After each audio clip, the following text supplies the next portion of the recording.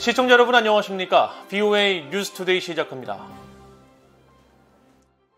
북한 서해에서 선박 간 환적으로 의심되는 행위가 이달 들어서만 최소 4건이 포착됐습니다. 유엔 안보리가 새로운 불법 환적지로 지목한 북한 해역인데 최근 중국 선박이 신호를 송신한 곳이어서 더욱 주목되고 있습니다. 첫 소식 함지하 기자가 단독 보도합니다. 지난 8일 북한 서해 일대를 촬영한 플래닛랩스의 위성사진입니다. 북한의 초도 기준 서쪽으로 약 13km, 북한 남포에서 서쪽으로 약 70km 떨어진 지점에 길이가 70m와 50m로 추정되는 선박 2척이 50m 길이의 또 다른 선박 1척을 가운데에 두고 접선하는 장면이 포착됐습니다. 유엔 안보리와 미국 정부 등이 지적해온 전형적인 선박 간 불법 환적 형태입니다. 이보다 이틀 앞선 지난 6일에는 60m 길이 선박에 80m 정도인 선박이 접근하는 듯한 장면이 찍혔습니다. 지난 1일과 2일에도 각각 선박 3척과 2척이 서로 바짝 맞대고 있는 장면도 확인됐습니다. 이달 들어서만 최소 4건의 환적 의심 장면이 포착된 겁니다.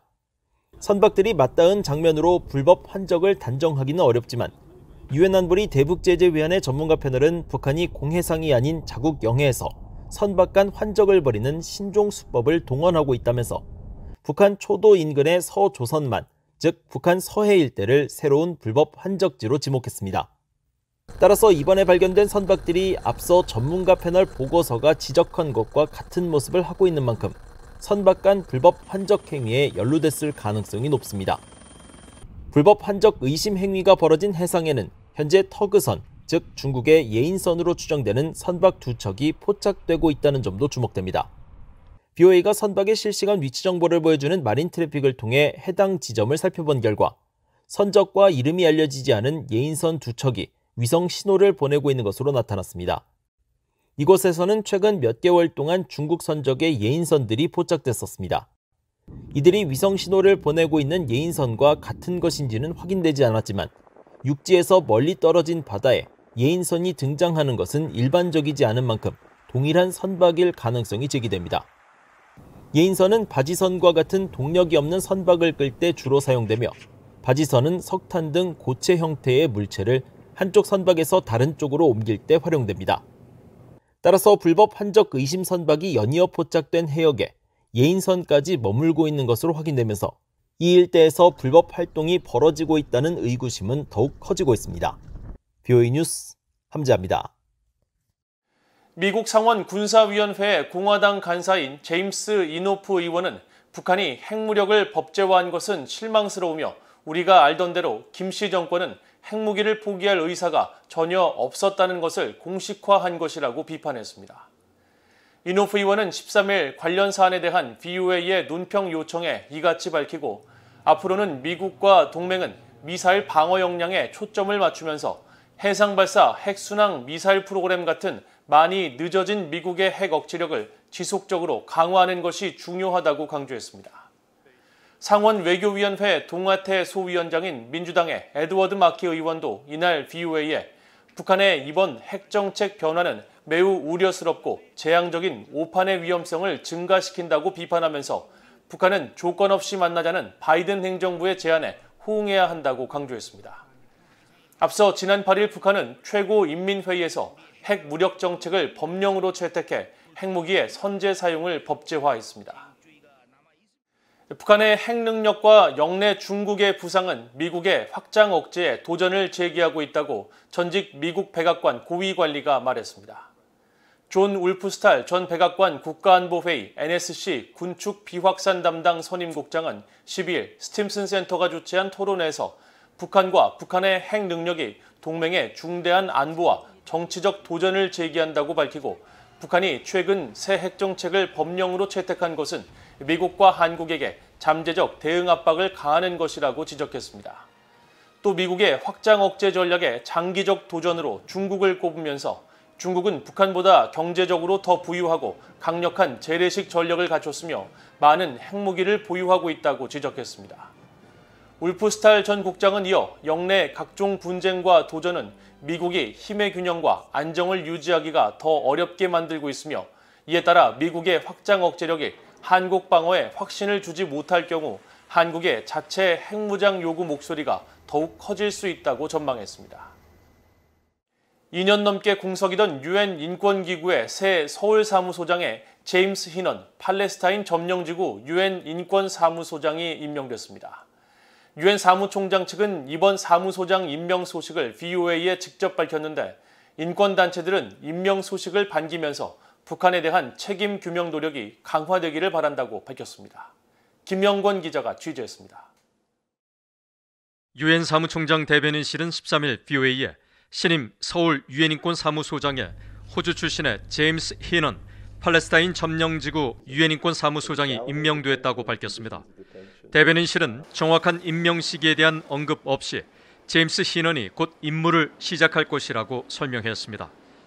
유엔에 따르면 새로 임명된 히넌 소장은 노동권 전문 변호사로 영국에서 활동한 뒤 유엔 인권기구에서 16년째 근무하고 있습니다. 새 소장이 임명됨에 따라 유엔이 서울 사무소에 부여한 북한 내 인권 상황에 관한 책임 규명 노력도 가속화될 것으로 예상됩니다. 서울 유엔 인권 사무소장은 지난 2020년 시나퍼슨 초대 소장이 임기를 마치고 떠난 뒤 2년 넘게 공석이어서 인권단체들의 우려가 지속됐었습니다. 특히 지난달엔 미국과 한국, 캐나다 등의 7개 단체가 차기 소장을 조속히 임명할 것을 촉구하는 공개 서한을 안토니오 구테우스 유엔 사무총장에게 보내기도 했었습니다. 당시 서한을 보낸 인권단체들은 환영했습니다. This is a positive development.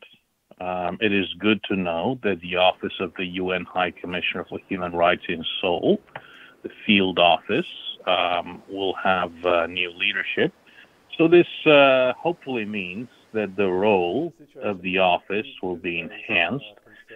북한의 책임 수공, 책임 규명이라고 되어 있는 최우선 과제를 이제 뒷받침하는 어떤 그 정보들을 잘 이제 보고서로 반영을 하고 또 이제 유엔에 보고하고 한국 정부와 맺은 어떤 그 협력 관계를 근거로 해서 요구하고 받아내고 또 그걸 이제 국제사회에 보고하는 활동을 서울 사무소장이 주도적으로 좀 역할을 해야지 된다. 그런 기대를 갖고 있습니다. 앞서 안토니오 구테우스 유엔 사무총장은 13일 개막한 제77차 유엔 총회에 제출한 연례 북한 인권 상황 보고서에서 북한 내 심각한 인권 침해에 대한 책임 규명을 확실히 하기 위한 추가 조치로 서울 유엔 인권 사무소에 대한 지원을 확대해야 한다고 권고했습니다. BA 뉴스 김영권입니다. 유엔 인권기구가 북한 지도부의 코로나 규제 조치로 국내 강제 노동 상황이 더 악화됐을 수 있다고 경고했습니다. 서울 유엔 인권사무소는 13일 국제노동기구 ILO가 전날 현대판 노예 관련 보고서를 발표하며 북한 내 강제 노동의 심각성을 지적한 데 대한 VOA의 논평 요청에 북한 내 강제 노동의 광범위한 사용은 오랜 인권 우려 사안이라며 이같이 답했습니다. 특히 국경 봉쇄를 포함한 북한의 신종 코로나 바이러스 규제가 유지되는 상황에서 국가의 강제 노동 의존도는 이 시기에 더 증가했을 것이라는 우려가 있다면서 북한은 수감시설과 돌격대, 인민반, 지역단체들, 학교 시스템을 통해 강제 노동을 동원할 많은 수단을 갖고 있다고 설명했습니다. 그러면서 주민들은 종종 보수도 없이 힘들고 위험한 일을 강요당하고 있고 특히 구금된 사람들은 기아와 영양실조에 취약하지만 이런 상황을 개선하고 노동자의 권리 보호를 돕기 위한 어떤 독립적인 노조 결성도 북한에는 허용되지 않는다고 지적했습니다. 미국 연방검찰이 북한의 해킹 범죄 수익금을 세탁한 나이지리아인에게 135개월의 징역형을 구형했습니다. 미국 연방검찰은 지난 7일 재판부에 제출한 선고 제안서에서 사건의 심각성과 연방보호관찰관의 형량 제한 등을 고려해 라몬 올로른과 아바스에게 135개월의 실형과 보호관찰 3년, 피해 금액 173만 달러 반환, 50만 달러의 벌금을 구형했습니다. 아바스는 지난 2019년 북한 라자루스 그룹이 몰타은행에서 사이버 범죄로 훔친 자금을 세탁한 혐의 등으로 2020년 미국 수사당국에 체포된 인물로 한때 고가의 자동차와 전용 비행기에 탑승하고 명품 의류를 착용한 사진 등을 소셜미디어에 과시하며 유명세를 탔다가 체포 이후 현재까지 미국 구치소에 수감돼 있습니다. 아바스의 변호인은 아바스가 자신의 행위를 뉘우치고 있고 모범적인 구치소 생활을 해온 점 등을 참작해달라며 검찰의 구형 형량보다 크게 낮은 33개월에서 41개월을 희망 형량으로 제시했습니다. 이상으로 BOA 뉴스투데이를 모두 마칩니다. 시청해주신 여러분 고맙습니다.